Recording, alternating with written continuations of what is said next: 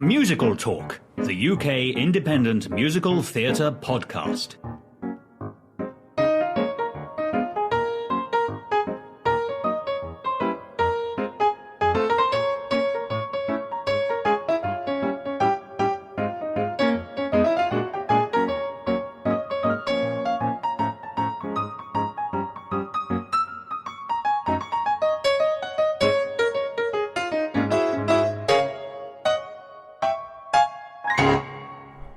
Hello, welcome to another edition of Musical Talk. My name is Nick Hudson. We're a bit all over the place this week, as we have been for the past couple of weeks. We're going to be talking about Only Fools and Horses, which is running very, very well at the Theatre Royal Haymarket. And then we're going to be talking about Amelie, which is touring the country as we speak. So, two very different shows, two very different discussions. The first one I had was Rachel about Only Fools and Horses. So Rachel and I have just been to see Only Fools and Horses. So you join us in an incredibly non-Peckham-like bar. Hello, Rachel. Hello. It's funny, I said to you in the interval that when I saw We'll Rock You, it's odd for a show that is against commercialism to have something like We'll Rock You, and then for Only Fools and Horses to come along, which... I had to remortgage a house to see this show, and it's odd how a show that is very expensive and not a great product is about Only Fools and Horses. This is a world first, where Rachel has a very interesting thought on Only Fools and Horses, the musical. Do I? That you wished it had no songs. Yeah, this might be a first for me. My first reaction coming out of it was, it would be great if you took the songs out. Yeah. It's a play. The dialogue is excellent. The dialogue is fantastic. But I get the impression that 98.5% of the audience were there to see a man fall over. Yes, the biggest cheer of the night was a gag from the show, which was being built up to the entire show, and we were like, yes, congratulations, you did that thing that we all knew you were going to do that was in the TV show 30 years ago. Well done. For those of you who don't know, Only Fools and Horses is a very, very long-running British sitcom, and it's the only British big West End musical that we're getting this year. That's, I think, why it's so disappointing, because I've been very critical of the West End season this year. Is just so American, which is fine, but it's like, where are all the British shows? So finally we get a British show, and I wish it was a play. Yes, it was like, for me, seeing a very expensive workshop piece. Yeah. There are songs... So we have three different writers for these songs. It shows. Yes, they're very different styles. We have Paul Whitehouse, who is, to my knowledge, isn't a songwriter. He's also in the show brilliantly, playing both Uncle Albert and Grandpa. And we also have Chaz from Chaz and Dave, who sadly left us. That we had not only original songs written for the musical, but we had existing songs from their back catalogue, most famously for me a song about Margate, which was pretty pointless but quite fun. And then we had songs by John Sullivan, who is the original writer of Only Fools and Horses, and dare I say the best songs in the show were his? Yeah, I mean, probably honestly, we know them. The only song that really seemed like the audience was into it was the theme song from the show, which came up multiple times. But it had just some very odd things, like the very opening we had Carmina Burana. Yeah, that was weird. And an undertaker that never returned. Yeah. Maybe he died, that's true. I don't know. But I think I was expecting the undertaker to be plot relevant at some point. Or a narrator. And then the show just ended in the middle, and he never came back. And some of the song placement is very odd, because there are moments where there would be a brilliant song and a very emotional song. For example, Doughboy is chatting to his mum, who's dead, and then there's music playing over the background, and then there's a song sung by Raquel, who is going to be Doughboy's future partner. Spoilers, by the way, if you had never seen Only Fools and Horses. Just having our tea delivered, thank you. Yes, thank you.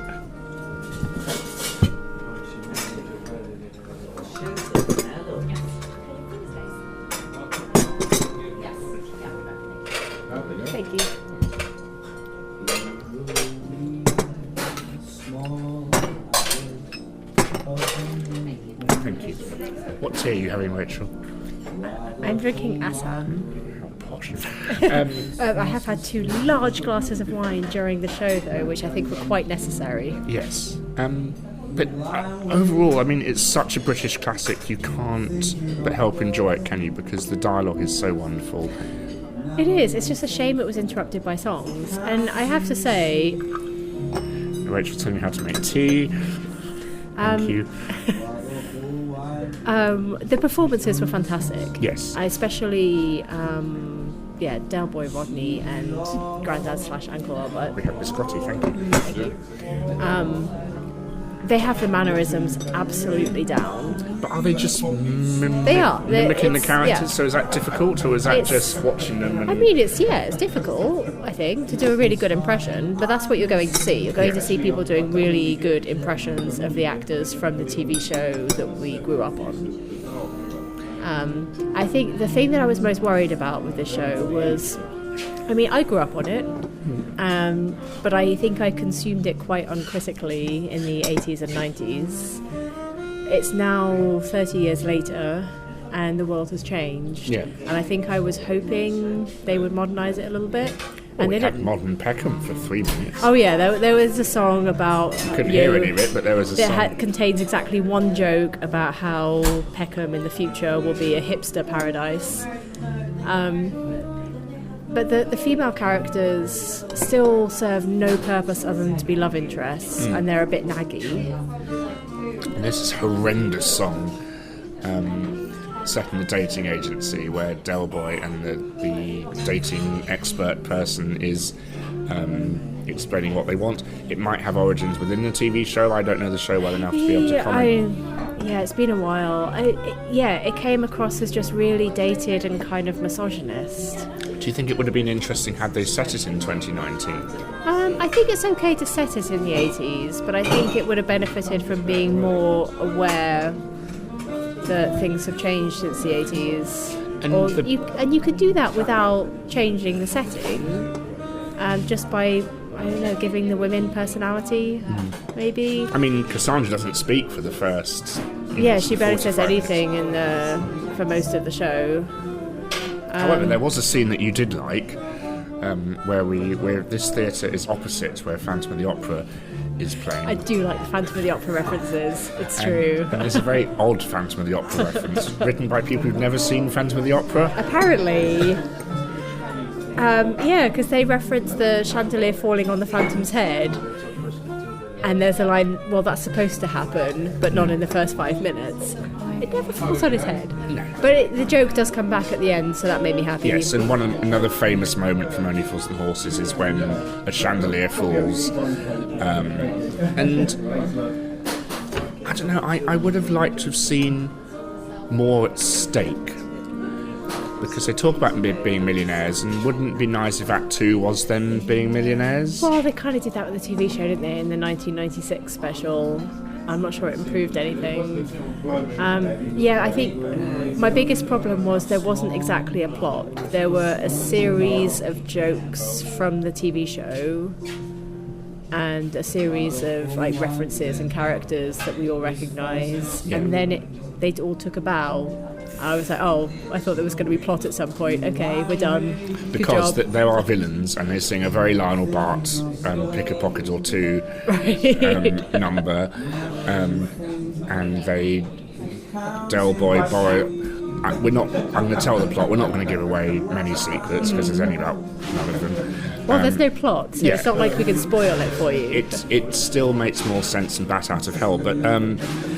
I mean, there's no attempted plot. It's not just that we couldn't follow it like in Black Bat Out of Hell. We've missed you, Rachel, on the podcast. But essentially, Del Boy borrows £2,000 off the villains, and he can't pay it back, so they beat him up. The end. And that's it, and everyone lives happily ever after. Now, we agreed upon it in the theatre. I would very happily borrow £2,000 if I got to lie in hospital for a couple of days with a broken rib. But, yay, NHS. But maybe that's the, it might be an Only Fools and Horses plot. I don't know. Yeah, I mean, it's been a very long time. I haven't actually rewatched the show, since I was a kid. But please don't think we're moaning, because it's still... I mean, it was enjoyable. I was entertained You didn't the whole leave, time. or... I didn't leave. No, Wait, I didn't want to leave. It was like entertaining. I just didn't get anything out of it other than, I remember that joke. And I wonder if there were any new jokes, apart from the Peckham one, which they probably thought was a genius idea. Yeah, well, they project the modern London skyline and make jokes about baristas. It That's doesn't look original. modern. It looks like a sort of... reminded me of Bat Out of Hell. Well, it has the gherkin and the walkie-talkie in it. That's what makes it modern. And drones and helicopters. But I don't know, it just, there were moments where there could have been wonderful songs. There's a very odd parody of One from Chorus Line, where I'm getting the numbers confused now, but Del Boy sings about how he's a classy guy. And it's like, really? We're still confusing theatre with being a rich... So this was a weird thing, that it's a very 80s musical, because obviously it's based on an 80s show, and there are a couple of 80s jukebox numbers in it. Yeah. But then the original music all felt very like Golden Age musical theatre. It was a little bit weird. Yeah, or Victorian musical. Yeah. I don't know, I think it needs to go back to the drawing board. If you like Only Fools and Horses, I think you will love the show, because you're not seeing anything new. Yeah, you'll get all the jokes you remember from the TV show. I think one of the biggest laughs of the night was the joke about how West End musicals cost an arm and a leg. Well, I wasn't laughing. No. I agreed very heavily. It's just odd how, it is a show that isn't as good as you want it to be, and it's being flogged off for a very large prize. So very apt, and they're apparently making their money, so congratulations. Well, only today they announced it's extended, its run, really? So well done to them. How would you rate the audience out of 10? They were well behaved, at least. Yes. I mean... Better than your recent Phantom experience. Yes, very much so. I had a very negative Phantom experience recently. Only because I wasn't there. What happened? Because you weren't there. I mean, this is inevitable, right? Because the Phantom audience is tourists. And so I was surrounded by... plus me. I'm a regular. I decided to go the day of the show on a Saturday night, which was a bad idea. So I did not have the best seats. Where were you? I was in the corner of the circle. And I do not do circle seats, especially. I don't do the end of rows generally, but especially not in the circle. Especially corners. No one puts baby in a corner. And surrounded by Japanese tourists who were reading along the plot on their phones in Japanese, and I can kind of sympathise because I do understand that I've been to see musicals in other languages and really wished I could be reading along the plot, but I didn't get my phone out. And did you say, please put your phone away and try and sing along? I did ask a couple of people to put their phone away, which was exceptionally un-British of me, but no, I did not sing along. I'm a civilised theatre goer, thank you very much. You are. Back to Only Fools and Horses, I just think it needs people who know how to write musicals to sit down and...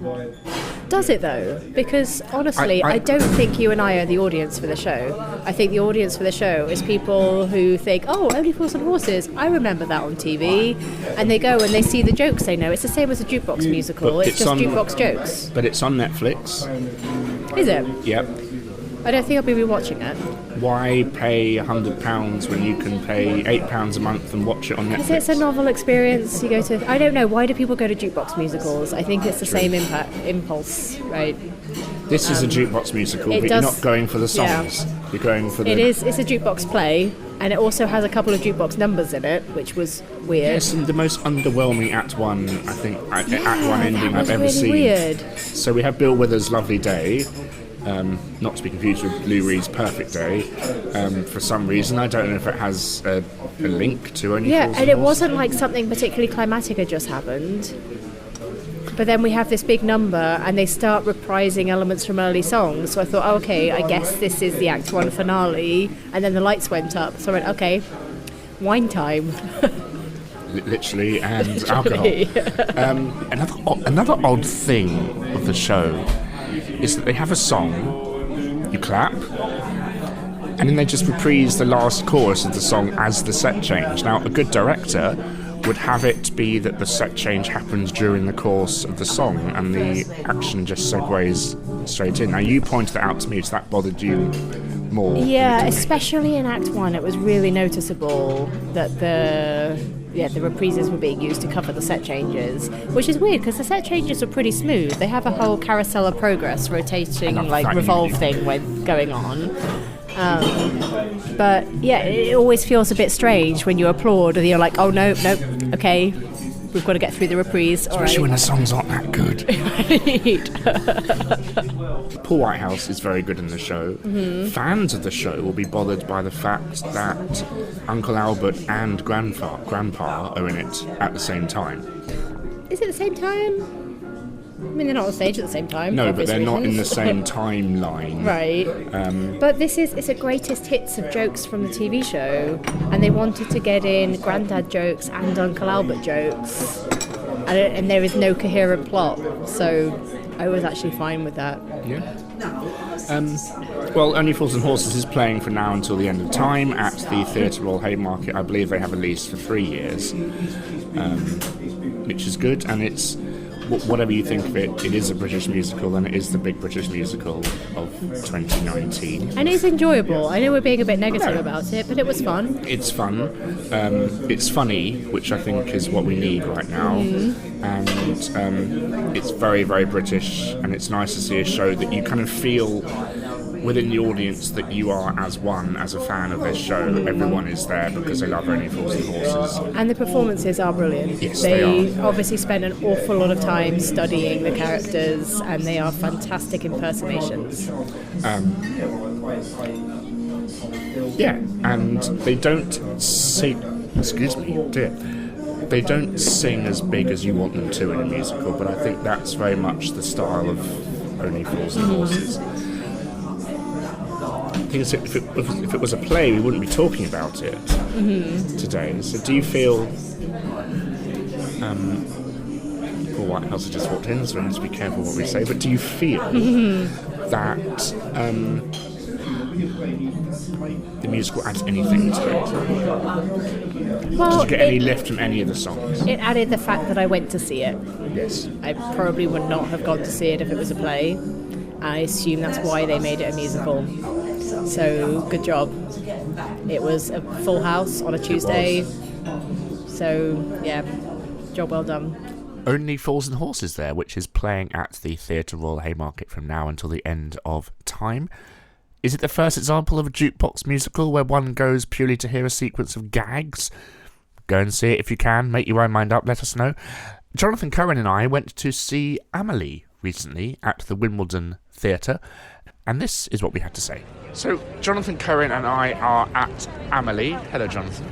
Hello. Act 1 is over, and I'll admit I've never ever seen the film of Amelie, so this is my first time experiencing it. Jonathan, do you know the film? No, I don't. I feel I should do, but I don't. And so we've come to this musical blind. Jonathan has practically come to it blind because you forgot your glasses, so you're struggling to see. I am.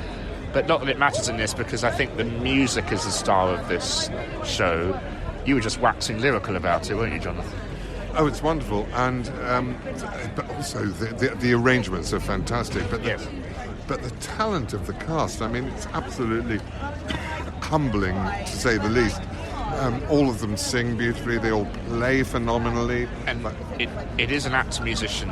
It is, but it's hard music. Yes, and you keep forgetting it's act music from time to time, don't you? Because it's so good. I mean, there's one moment where there was this underscore going on, and some of the people playing it was so still, you kind of forget that you do forget it's act musician. You think there's an orchestra on stage or something. And the story, I will admit, I have no idea what's going on. I don't know, that's because we're quite far back. It's at the Wimbledon Theatre. It's sort of vignettes, I think. She's trying to find someone. She is. This box, and there's something about a dead fish and things. Yeah, and isn't the box? Is it a watch? I thought there was a watch. She takes something out, and it's something to do with time. Yeah, there is a theme of time in this piece, but the story is second in importance, I think. It's very Gallic, isn't it? It's very French. Yes, obviously. it is. The music is not. I mean, yes, it opened with an accordion in 3/4, so that's immediately what we think of as French music. But you talk about the music, Jonathan. There's a lot more going on, isn't there? Masses going on, and I'm just trying to think about it. There was some sort of Latin rhythms in there, but sort of still quite French. Beautiful violin playing. I mean, all the playing is out of this world. About 3 or 4 people play the piano as well as everything else, and they play brilliantly as well. I mean, and the young cast, never heard of any of them, and I just hope people come and see it because it is so very special. And there are a lot of songs, aren't there? There are a lot of songs. And it's more song than dialogue, which is nice, what you want in a musical. It is, and also the songs never feel too long. You almost feel you want a bit longer on some of them, which is a good thing. Just one of the girl playing Amelie's charming and lovely. I mean, they're all good. There's an Elton John bit, which is just off the scale brilliant. Yeah, because I said to you when it ends like one, and I said it's almost too good for Elton John, isn't it? Because he would never write anything that interesting. Well, no, he wouldn't. But it's wonderfully sung and played. With the Elton John person with wings on him, it's all to do with... yes, because Diana's death comes into this, yes. And of course the thing about actor musician is that they have to memorise all this music. So it's 2 things they have to do, is they have to memorise... 3 things, because they've got to remember the words, they've got to remember the lyrics, they've got to remember the music. And dance. And also, I mean, sometimes they're speaking dialogue over really difficult underscoring that they're having to play themselves, and you think, how are they doing this? Yeah, and it's amazing. It's probably the best actor-musician piece I've seen. I think it could be the best I've seen. And this comes from the Watermill Playhouse, which is famous for actor-musician-y stuff. Last thing I saw here from them was Sister Act, and this isn't directed by Craig Revel-Horwood, but we have to give wonderful credit to Daniel Massey, who did the music. Now, he seems to be from a pop band, which is interesting. Yes. It does have a certain pop element to it. It does, but it's also so interesting. I mean, you're listening to them, you're thinking, God, where's this going now very often? And it takes you through some lovely key change modulations and key changes and things. There's a beautiful song about a painting in this piece called The Girl in the Glass, which is a lovely piece of music. But I do think that one of the negatives about this evening is the venue. You mean it's too big? It's too big for this show. Well, of course, if it started off at the Watermill, which is tiny. Yeah. But having said that, I suppose it is a bit big. It's not worrying me too much, I have to say, because they're managing to contain it quite well. But we are sitting very far back. I mean, it's nearly a 2,000-seat theatre that we're in. Yeah. It's not in the West End, but we might as well be. But if it's touring, it'll be touring probably in big theatres as well. Small theatres, we don't know. Yes, no, we don't know so that. I'd rather have seen this at the Watermill Play. What's the Watermill like? Do you see this working much better there as regards to space? Probably, and you get a much greater feeling of involvement because we are away from it. But having said that, I mean, I'm just thrilled we've seen it, It sounds very good. There's a couple of first night glitches, like not turning the faders up in time for some of the actors. And I'm hearing a certain bit of feedback every couple of seconds. But I don't know if it's a relay unit. I think it's a relay unit for hearing aids. I'm sure of it. Or a squeaky seat. It's hard to tell. But yes, absolutely brilliant. So Act 2 is going to start soon, we hope, and we'll let you know what we think then. So Act 2 of Amelie is over. We are sat in a lovely coffee shop. It's a Wetherspoons. It is. And if you don't know, if you're an American, don't know what Wetherspoons is, it's like Denny's, but better. I'm not sure it's better. It is. Very cheap. Anyway, this isn't Wetherspoons talk, though. This is something I am considering. The reason we're in Wetherspoons is because it's the nearest place outside the Wimbledon Theatre. Practically inside the theatre. It is. So Amelie is over. Overall, it's very, very beautiful, isn't it? It's absolutely wonderful. It really is. It's still lovely. It's very touching as Amelie finds love and all that Stalks stuff. this guy. Yes, stalks this guy. But it's lovely. It's really, really beautiful. Doesn't work in the venue though, does it? Yeah, because it was originally done for a much smaller venue, and Wimbledon Theatre is very big. We were sitting far back, as we told you before, but even so, it's still absolutely lovely, and I wish it well. It's interesting that it's an actor-musician piece, but Audrey, the girl playing Amelie, only plays the piano once, and I wonder if that was a creative choice, whether everything else just happens around her until she has this moment when she sits and finally plays the piano, because it becomes diegetic almost that she's sitting at, because she's homeschooled and I think she goes back home and she sits at the table where she learned. Did that dawn on you at all?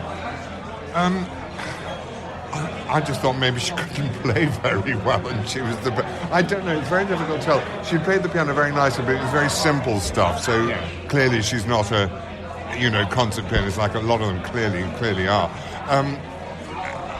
Yes, I think the fact is that she needs to be on her own and in a different world from everybody else. I agree with you. Because that's what she's doing. She does live on her own and she is creating this world. So I think, it makes sense. Thank you very much. I would have liked to have seen Act 2 be a bit shorter, because it did come in at least 70 minutes. We didn't leave the theatre until 10:20. Well, the interval was very long, and being the first night, you think everything starts late. But I have to think, I think there are probably 2 numbers that could possibly go from the second half. Not that they're bad. It's lovely music, all of it, don't get us wrong. It's just, I think there are a couple of things we didn't need. Why is the music so lovely? Why is it working? What's going on in the background? It's very intelligently written. It starts to do things and you think, I know where this is going, and then it does lovely twists, and there's some wonderful rhythmic changes, aren't there? Didn't you think? Some very sophisticatedly hard music. And once again, it's amazing to watch actors being musicians, singing, dancing, sometimes starting songs without reference pitch. It's a very, very, very beautiful show, and we do hope it sells well. If it is coming near you and you like the film, or even if you like Jonathan and me and you don't know the film, it's well worth seeing. I hope you get it in a smaller venue than the massive 2,000-seat Wimbledon Theatre. I think it would have been better at the Richmond Theatre, possibly. Probably. Because it's nearer, and also you are nearer as an audience member. Yes, you are. Because the Watermill, where it originally was, I performed there years ago. It's a tiny space, but you're absolutely surrounded by it. I mean, as you would say, it would be immersive in a way that it can't be in a big proscenium arch theatre. I have to give special credit to Audrey, how she gets from the stage to her apartment. She comes from a Cirque du Soleil background. The actress she's French-Canadian, so she kind of floats on a lampshade that she hangs hoists on her to up. the light shade, and it just hoists her up onto another level. That's brilliant, and that's used quite a lot, but it works very well. It's very stylized as well. I mean, there's lots of weird dreamlike sequences, and the story doesn't really matter. There isn't really a story. No. Is that very European in its presentation, do you think? Probably slightly. It was quite filmic, in fact, the way it was presented and directed. The underscoring as well going on. Which is lovely. But the film, I think, is a charming film. I mean, I haven't seen it, but that's what everybody said. It was nominated for 5 Oscars, and we're chatting to my lovely friend Sarah in the interval, who works for Celador, who's one of the producers of this show. And she said, if you've seen the Broadway production, remove that from your mind completely. This is like an entirely new show. It's been completely rewritten, completely reorchestrated, and everything has changed. Well, I'm looking forward to having a quick listen to the original, the original production of it, which I'm assuming I can get. and sing, but I can't imagine it topping this. This was so imaginative, and of course, when you don't have a big orchestra, mind you, there were about 14 people on stage. 12. But when you don't have a big orchestra like that, you have to be much more ingenious, do you not, with the orchestrations? I mean, the problem is being a musician, I tend to be listening to what's going on all the time, and therefore miss quite a lot of plot and all that. But it would be nice to see it again. We had some puppets in it, which were very nice. I like that. There was a nice gnome puppet. Yes. Garden gnome. Some very strange moments, though, on the stage. I mean, it really does enter the surreal When they aspect. opened one of the pianos up, was it a bar that was in the piano, or was it just the inside of the piano? There was something else that came out of that piano, which he turned to me and said, "What's that?" Oh, yeah. And I said, "It's dildos." That's right. But the other piano... Yeah, I think it's Was it a bar? It's a kind of a bar to back coffee shop French thing, isn't it? And I like the fact that, you know, there's the music is so lovely, but the way they use the instruments for set pieces and the way they use instruments to kind of create sound effects, it really is a wonderful sonic piece. It occurred to me that the two upright pianos that are on the stage are probably electric, because when they opened the piano up, there were no strings. That was when they were I hadn't thought about that until just now. But yes, Amelie is touring the country, and we do urge you to go and see it. Thank you very much, Jonathan, for joining me. No, it's a pleasure. Thank you for inviting me, Nick. And by the way, you said you wanted to go back to the cast recording. What songs stick out in your mind? Because I know the one that sticks out in mine. It's the girl in the glass That's painting. beautiful. Or the girl in the eye, or whatever it's called. Yes, the girl with the glass, is it? Yeah, which is beautiful. Girl in the glass. That's right. Or she's holding a glass, I think, isn't she? That one, and there are a couple of others, of course I can't remember offhand what they are, but a couple of them ones with really sort of lovely sort of 5/80 sort of rhythms and 7/8 and things like that. You know, But unlike other composers that use 5/8, it's done well. it's done because it's integrally part of the music. It's not done to say, oh, this is getting boring, let's make it interesting by throwing you. It's all part and parcel of it. No, it's very, very skillfully written. So, do check it out. Tell your friends to see it. I'm sure you'll tell everyone you know Jonathan to go and see it. I will. Because it really is beautiful. It's lovely, lovely, lovely piece. Thank you to Jonathan Cohen there, and thank you to Rachel for talking to me also about Only Fools and Horses. We'll see you next week. My name's been Nick Hudson. Thank you very much for listening. Bye-bye. For more information about Musical Talk, please visit our website at musicaltalk.co.uk. You can email us at feedback@musicaltalk.co.uk, listen to past episodes on iTunes and YouTube, and follow our social media channels on Facebook, Twitter, and Instagram. Ricky Gervais just walked in. Oh, you meant that literally. Sorry, just mildly starstruck. Ugh.